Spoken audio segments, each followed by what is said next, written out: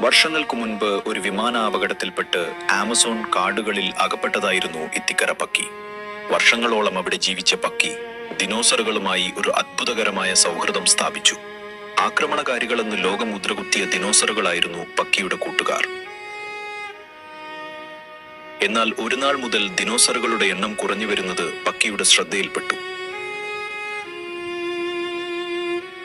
ഇതിനെക്കുറിച്ച് അന്വേഷിച്ചിറങ്ങിയ പക്കി ഒരു ഗുഹയ്ക്കുള്ളിൽ ദിനോസറുകളുടെ അസ്ഥികൂടങ്ങൾക്കിടയിൽ നിന്നും ഒരു രഹസ്യ ലബോറട്ടറിയുടെ മാപ്പ് കണ്ടെത്തി. പിന്നെ ഒന്നും ആലോചിക്കാതെ പക്കി ആ മാപ്പുമായി യാത്ര തിരിച്ചു.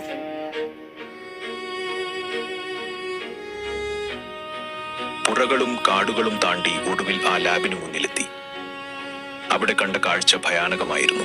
തന്റെ കൂട്ടുകാരനായിരുന്ന ദിനോസറിന്റെ പല്ലുകൾ ഒരു ട്രോഫി പോലെ തൂക്കിയിരിക്കുന്നു. അതുകൂടാതെ മുട്ട വിരിയിച്ചെടുത്ത കുട്ടി ദിനോസറുകളെ ചില്ലുകൂട്ടിലിട്ട് പരീക്ഷണങ്ങൾ നടത്തുന്നതും പക്കി കണ്ടു. ഇതുകണ്ട് രോഷാകുലനായ പക്കി കൺട്രോൾ റൂമിൽ അതിക്രമിച്ച് കയറി. അവിടെ ഉണ്ടായിരുന്ന ഒരു റിമോട്ട് ബട്ടൺ ഉപയോഗിച്ച് ദിനോസറുകളുടെ കൂടുകൾ തുറന്നുവിട്ടു. കൂട്ടിൽ നിന്നും പുറത്തുചാടിയ ദിനോസറുകൾ തങ്ങളെ ബന്ധനസ്ഥരാക്കിയവരെ ആക്രമിച്ചു. ഈ ബഹളത്തിനിടയിൽപ്പെട്ട് അബദ്ധത്തിൽ പക്കിക്കും പരിക്കേറ്റു. എങ്കിലും സാഹസികമായി പക്കി അവിടെ നിന്നും ഓടി രക്ഷപ്പെട്ടു. ലാബിൽ നിന്നും കിട്ടിയ ഒരു ഫോണിൽ നിന്ന് വർഷങ്ങൾക്ക് മുൻപ് തനിക്ക് നഷ്ടപ്പെട്ട കുടുംബത്തെ പക്കി വിളിച്ചു. താൻ ജീവിച്ചിരിപ്പുണ്ടെന്നും ആമസോൺ കാട്ടിൽ വിമാനാപകടത്തിൽ നിന്നും രക്ഷപ്പെട്ടതാണെന്നും അറിയിച്ചു.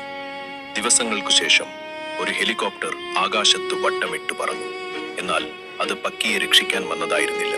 ബാക്കി കഥ വരും ദിവസങ്ങളിൽ അപ്ലോഡ് ചെയ്യുന്നതാണ്. ചാനൽ സബ്സ്ക്രൈബ് ചെയ്യാൻ മറക്കല്ലേ.